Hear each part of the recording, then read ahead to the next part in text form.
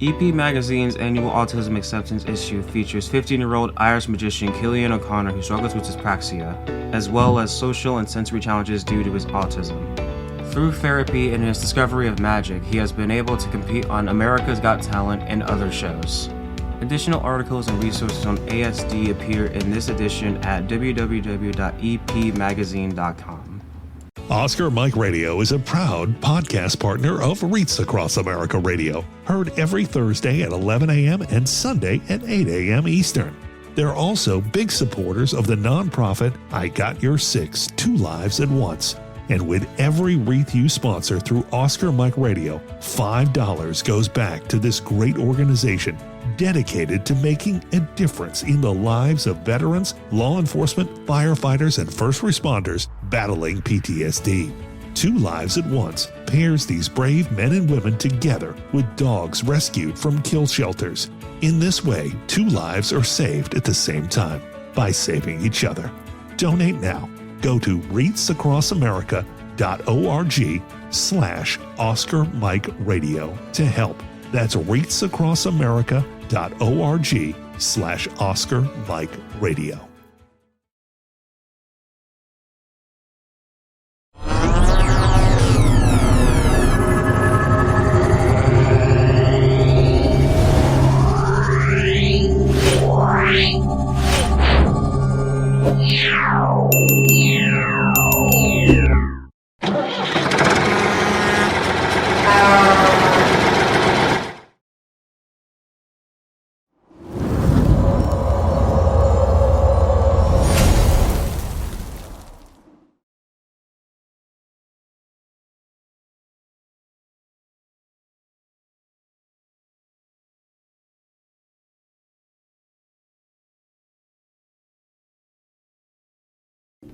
Suicide is preventable, and each of us has a role to play in suicide prevention.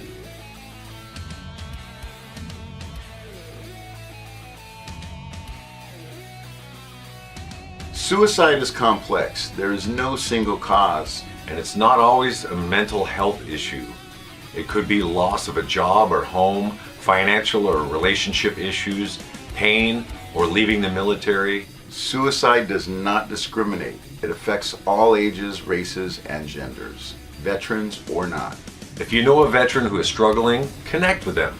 Let them know help is available. There is quick and easy access to services in times of crisis. Dial 988, then press 1. Talking about it is okay. Don't keep it inside. Don't be ashamed. Don't wait. Reach out. Find resources at va.gov/reach.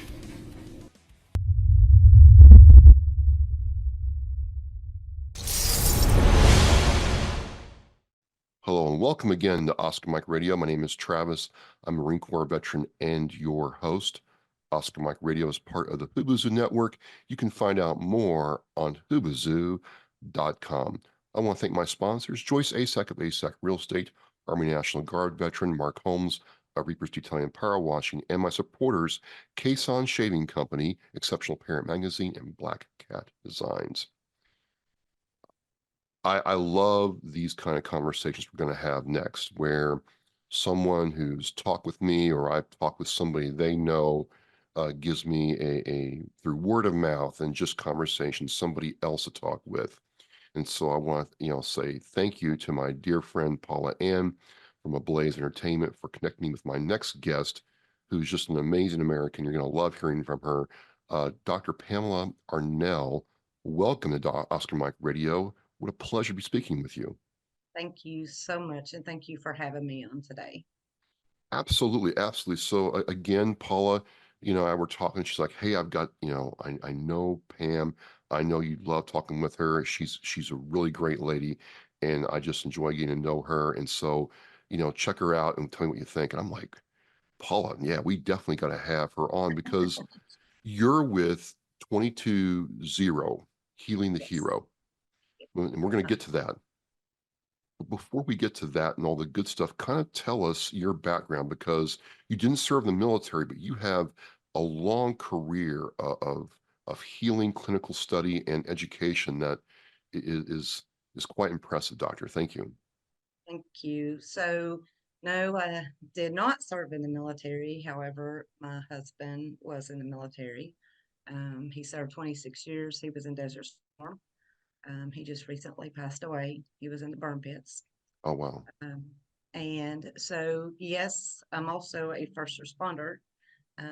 But back in the day, it's kind of funny. So I come from a long line of first responders. My dad was a cop, and I wanted to go into law enforcement, and they had a height requirement. It's kind of funny because my little 5 foot and half an inch self at that time was not tall enough for being accepted into law enforcement. So I knew I needed to do something.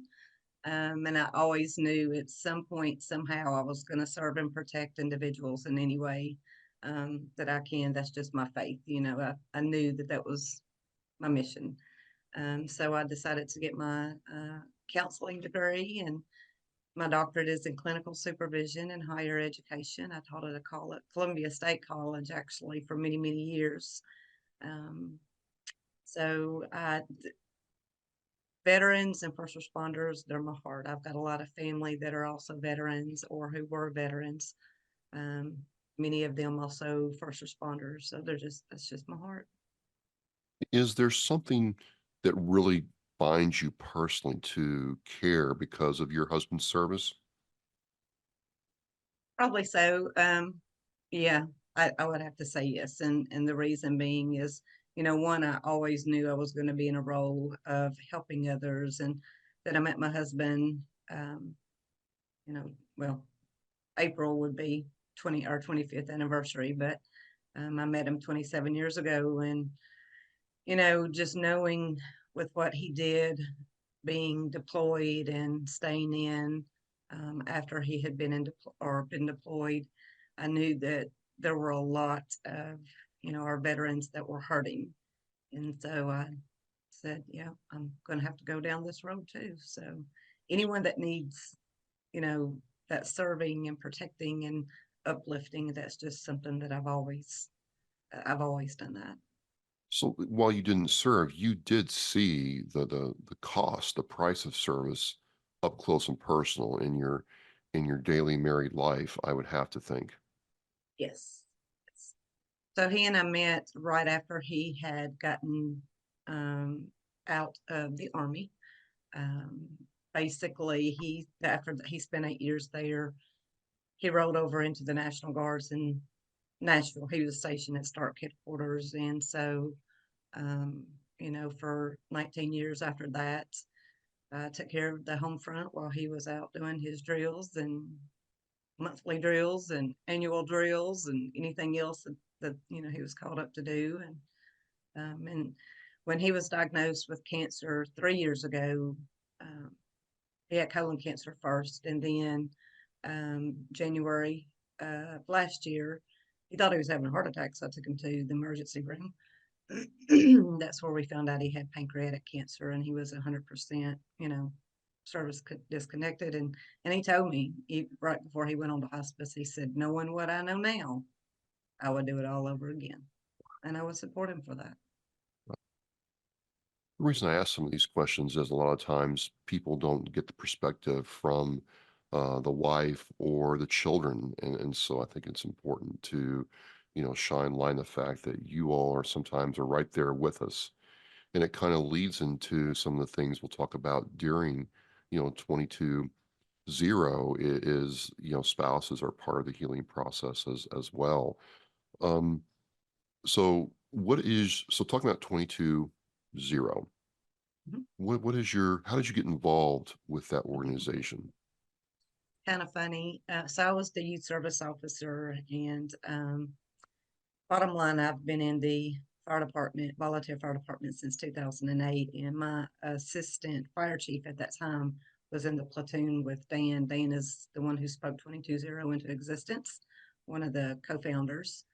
They wanted me to go through the training. I told them, nope, I didn't have time. I'm like, I've got enough going on. He convinced my fire chief, and then they kind of sidebarred me one night with a countywide meeting and said, you need to go through the training. So Now I wait a minute, did it. hold on. What kind of training are you talking about? Like the full like fire training, that kind of training, No, for doctor? 20 for 22-0. Oh, okay, okay. So yes, so they want it because anything that happens, within our fire department, I'm the one who's going to be called. I do have that clinical background, with it being with the families of the firefighters or the firefighters, then the chief is going to call me. And so they asked if I would go through it. They, had been through the process and were totally bought into it. And I told them I would do it to shut them up. Literally, I told them that. Um, and I said the only way that I would be willing to, agree to do it, because for me, I won't put my name with just any organization. I have my faith and my values that I strongly am connected with. And so I just said I will do it, but they're going to have to run me through the process. So I was also a reserve deputy for 5 years.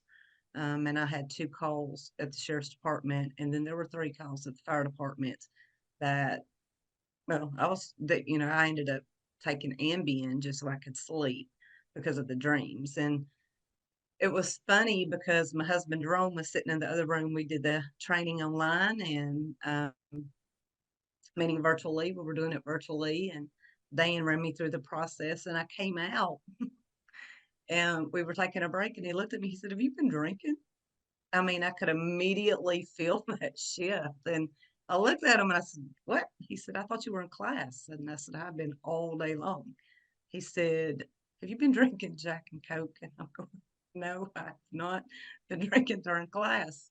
And he said, "You just look different." And I mean, when I felt that shift, um, that is the best way that I can explain it. That when I felt those 5 incidents that were causing, a lot of just stress and trauma for me, I mean, I had no reaction. Just in thinking about it, that the content was neutral.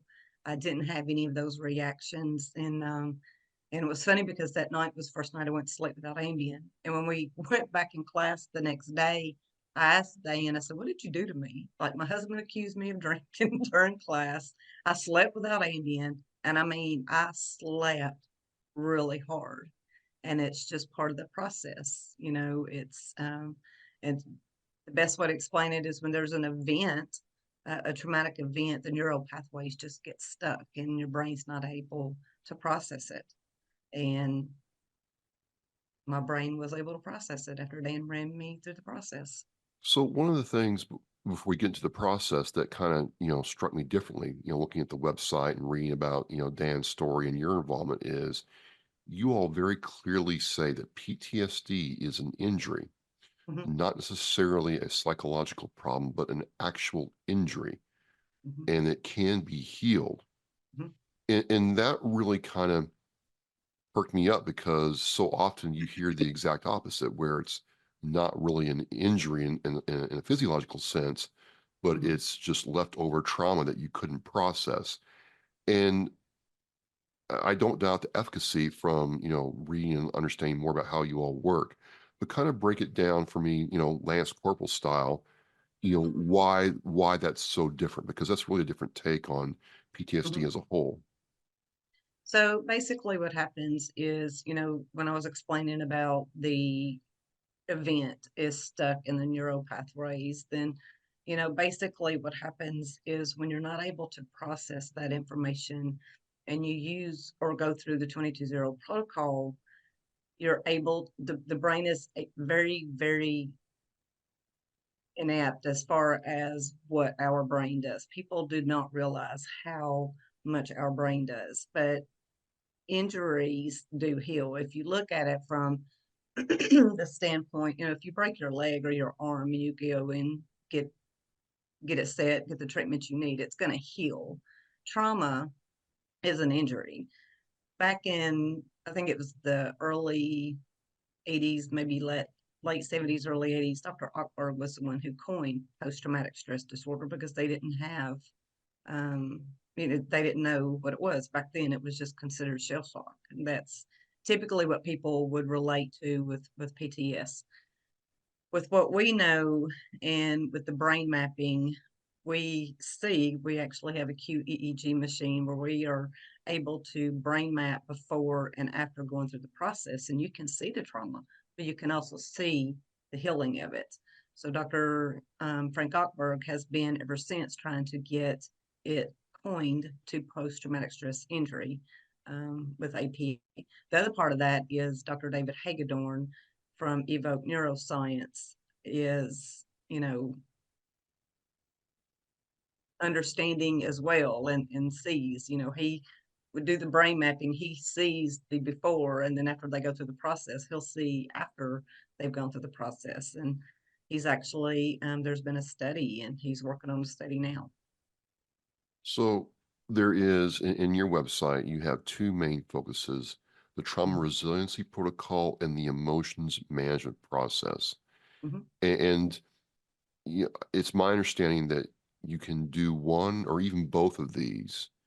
And for lack of a better term, doctor, it seems like if a person goes through this, they almost heal themselves.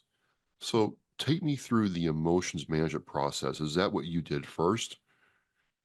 So basically what we do is we'll do the trauma protocol first. Okay. So we're going to do the trauma protocol. It's based off of neurological linguistic programming. Oh, Many well, I've people heard of have, that. Yeah. yes, okay. So it's based off of that. Once you have gone through the trauma, then we're going to find out what those negative emotions are. The negative emotions are going to be things such as anger, fear, horror, and like shame, guilt. We get a lot of survivor guilt with our military that have served, and any other negative emotion that can be connected with that trauma. And then once we go through the emotions management process, it's releasing and letting go of those negative emotions, because it's kind of cupped and held. If you have anger and rage and like just guilt, people become overcome with those negative emotions, and you're actually doing the work. We're running you through the process, but you are actually doing the work yourself. So it's very interesting because one of the things that I wanted to ask you about is several times in your treatment protocol on the website and in your documentation and your interviews, you just talk about that you all really don't focus on the actual trauma event. It's not avoided, but it's not the focus. The focus is these things that cause you to feel negative emotions. And then I find it interesting that neuro-linguistic programming is used to overcome that, because that's being shown to be more and more powerful as a way to tell yourself that, hey, you're okay. So it's just a very interesting approach to this. And what did you think of all this when you started looking at the treatment program based on your outside clinical experience? So when I actually went through the process,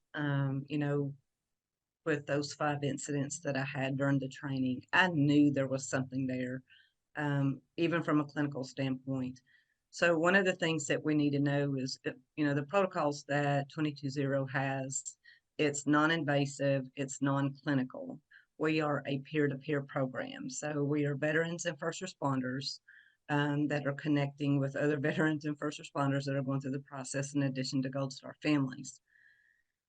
But when I noticed that, I knew like there was no way anybody could tell me otherwise. I've not been on Ambien since. It was 3 years ago. I still sleep, minus the going through the part with my husband and stuff. That's something totally different. But as far as the trauma, no, those events no longer bother me. And so what happens is, when we actually are working with a veteran or first responder, they're not allowed to talk about the content. And when we're running them through the process, they are going to be able to see and feel that shift. So it's innovative, it's non-clinical, it's non-invasive, but yet it works. I mean, I actually made the comment because we do a pre-assessment and we do a post-assessment. So a pre-assessment includes, and the post-assessment includes the trauma screen, depression screen, anxiety screen. Okay. We do that when they come through.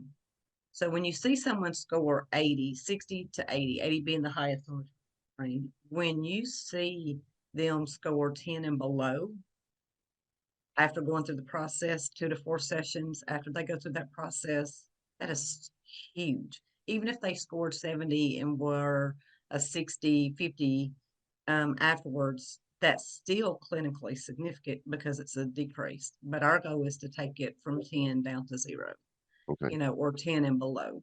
And then we're going to do a post assessment with them. Same questionnaire, it's standard instruments. And so we're going to actually do those pre and post assessment. Right now, we have Arizona State University has just finished a study. Hopefully, it'll be released in the spring. It's in the final review stage on our first responder data. And then they contacted me. So Dr. McGuire said, hey, I agreed. Originally, we were just doing one study. I'm actually mentoring a combat medic, and he's working on his doctorate. And now we want to do your veteran data. So I have just sent them our veteran data. So when you see, a lot of people don't believe it until they've gone through it and experienced it.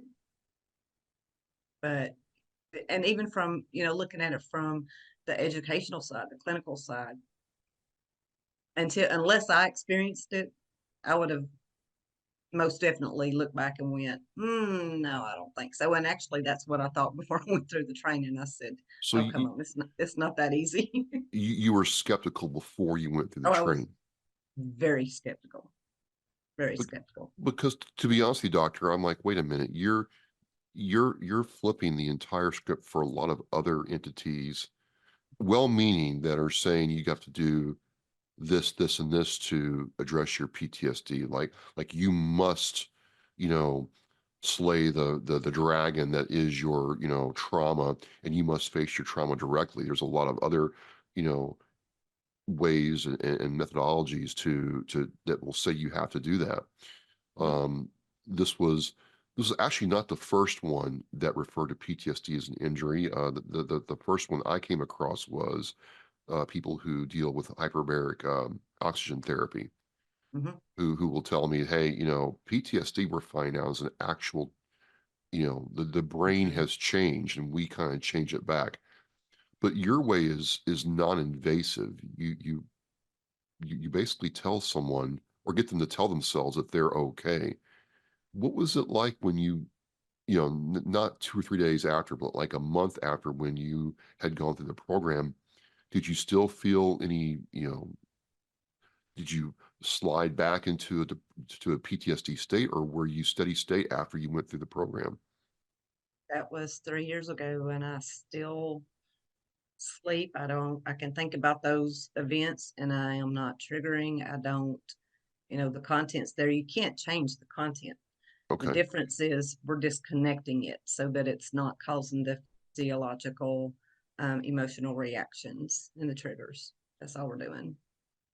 So just hypothetically, Mhm. you have a veteran and their spouse. And the reason bringing spouses, doctor, is a lot of times I've had spouses tell me, look, I'm just done.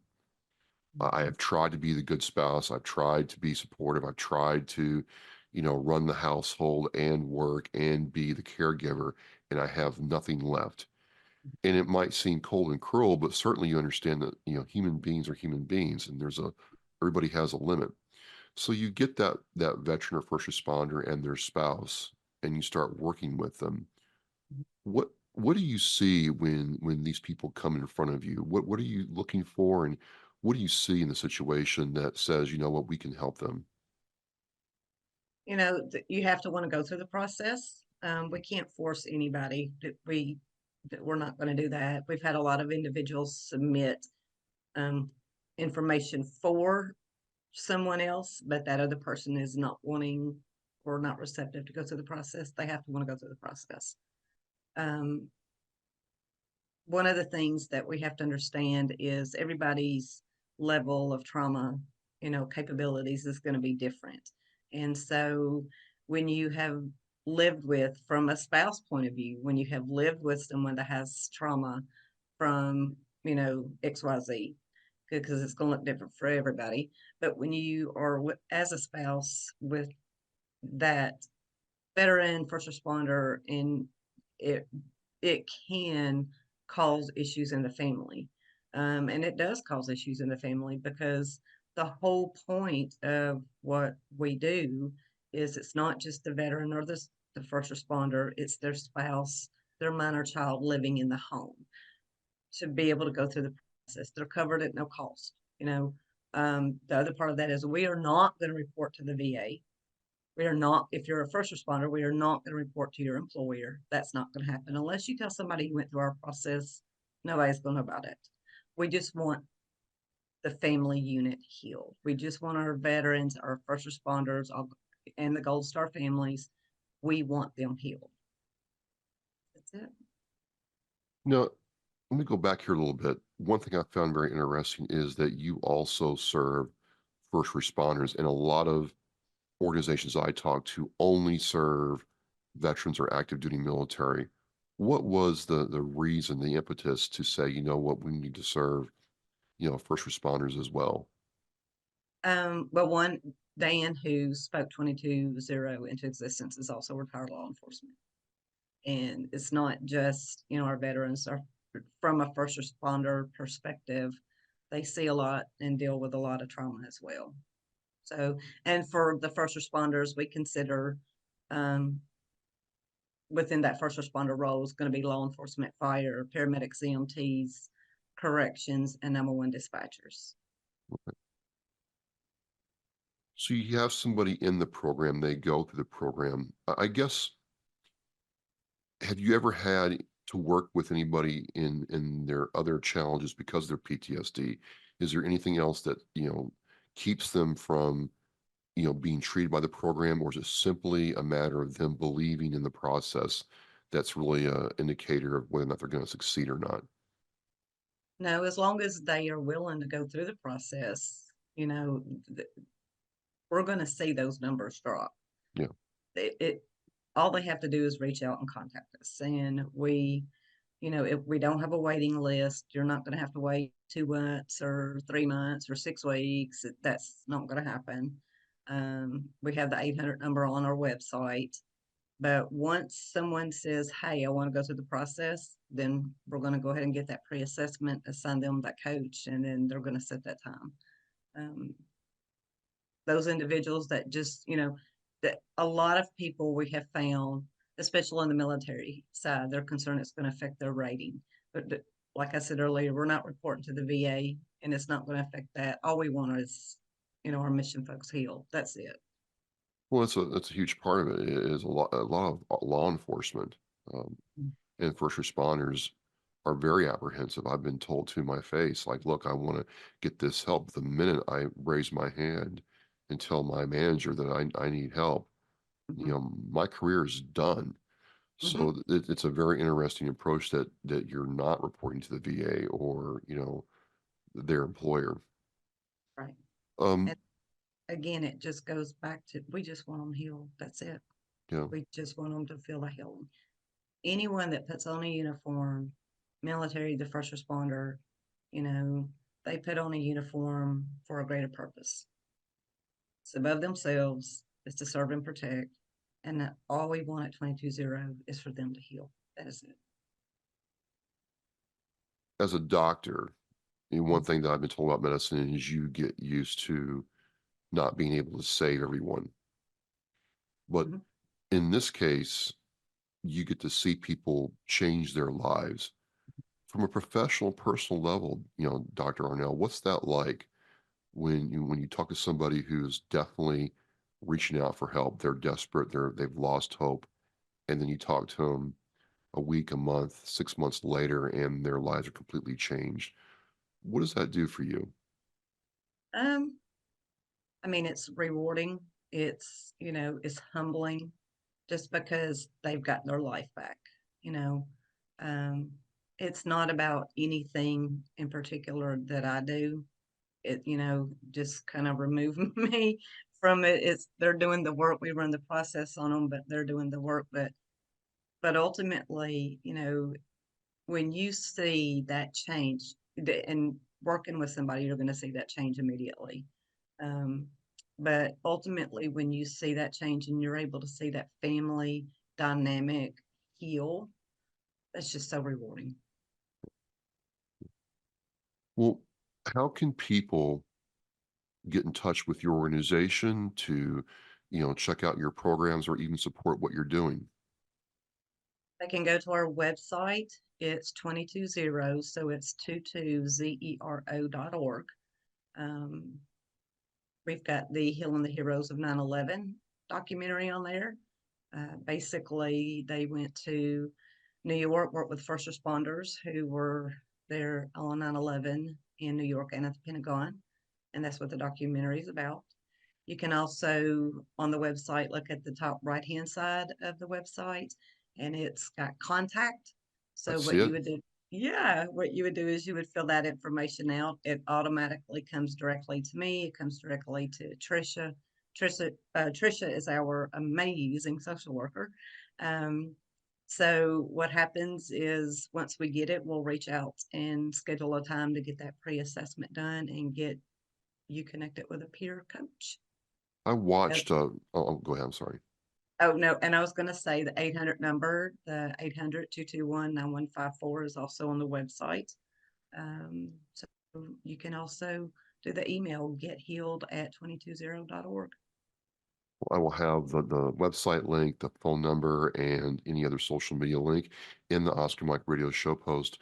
Doctor, I got a chance to, I didn't get to see all of it, but I watched part of the 9/11 documentary with Johnny Walker and his wife and their story, and I was blown away to hear what you know that hero went through, and then how you all came in and changed that life. Really, opened my eyes to a whole different pathway to heal from PTSD. Um, you're established now. You've been around now for 3 years. There's a lot of people supporting what you're doing. What do you think is next for 220?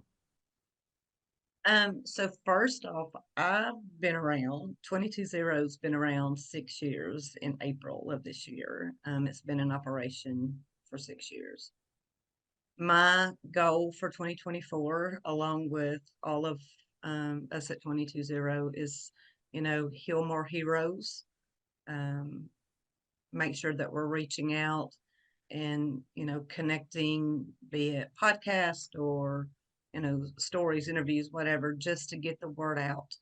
But ultimately, what we want to do is we want to heal more heroes. Last year, we had between January and the end of December, we had almost 900 that came through our process.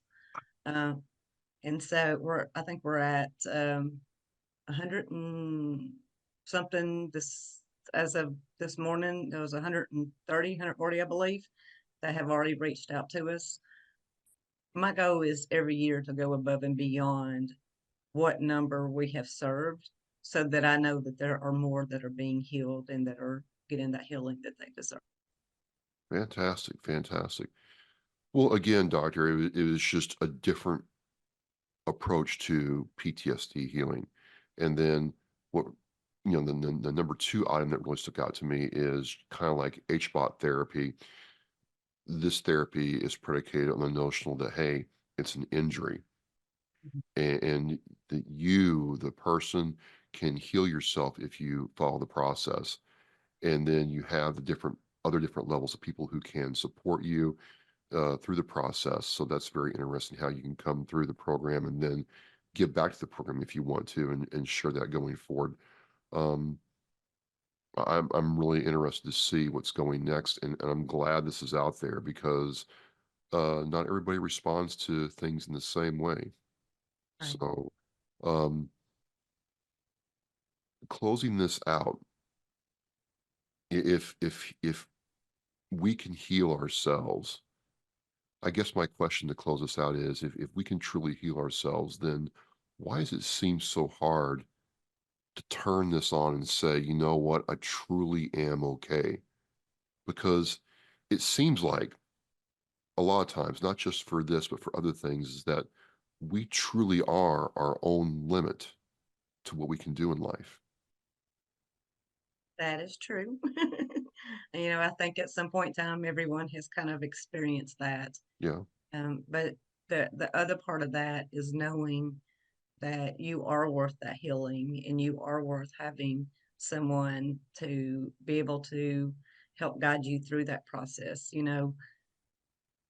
Like I said earlier, it's non-invasive, it's non-clinical. You're not allowed to talk about the content of that trauma. That protects you, that protects my coaches.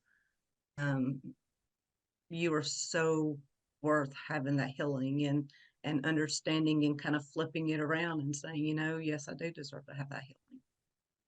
Well, just to expand that a little bit, because sometimes you can get pretty comfortable being in pain. Hmm. You, Yeah. being in pain can become very familiar, and so leaving that behind to not be in pain can be very weird. It can be Hmm. hard to let go. Yeah. Eh, But I, I, but yeah, imagine, but what would it look like if all of our first responders, their spouse, their minor child living in the home, and our Gold Star families were healed of that trauma?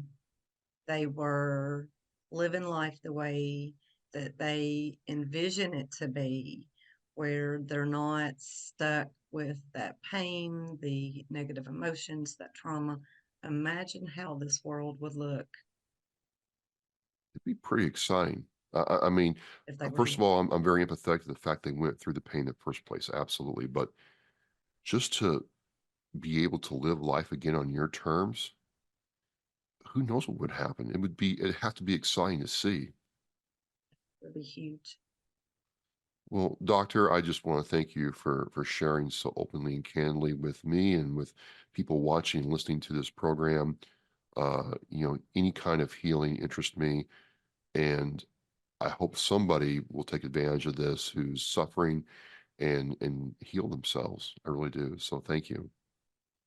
Thank you so much, and thank you, for having me. But remember, we're not going to report it to the VA. We're not going to report it to your employer. All we want is for you to heal. That's it.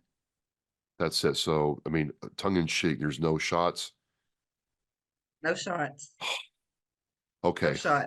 That was now huge sigh of No, relief there, Doc. So no shots, no reporting, no nothing. It's truly private within the organization and your own desire to get well. So I think that's, again, you have no excuse. You have the information in the show post. Please reach out, and thank you. Again, my name is Travis with Oscar Mike Radio. So I'm joined by Dr. Pam Arnell with 220. You have the link in the Oscar Mike Radio show post. Please consider reaching out if you feel you need to. And please, please be well. Thank you. Remember on to teach is our mission. We care about it and we do it every day. But I think there are things that just hit you and give you a reason to go on. The theme for our 2024 from Reach Across America is Live with Purpose. It just seemed to fit in with the vows of the REAP, the 10 attributes that we feel represent our United States military. I thought, what a great opportunity to put those two things together and show our kids through how we act some of the things that can make their lives better, their communities better, and by doing that, the country better. For me, Live with Purpose, I think, it's a mindset. Set some guidelines and then go out and purposefully make life different, make a change. It's an opportunity to set an example.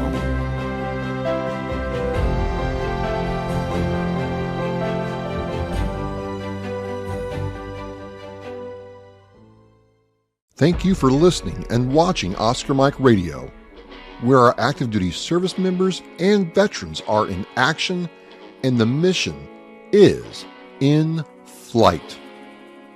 Oscar Mike Radio is an oversized load Co-Sinister One production. If you are a veteran or know a veteran who needs help, please dial 988 and press 1 for the Veterans Crisis Line.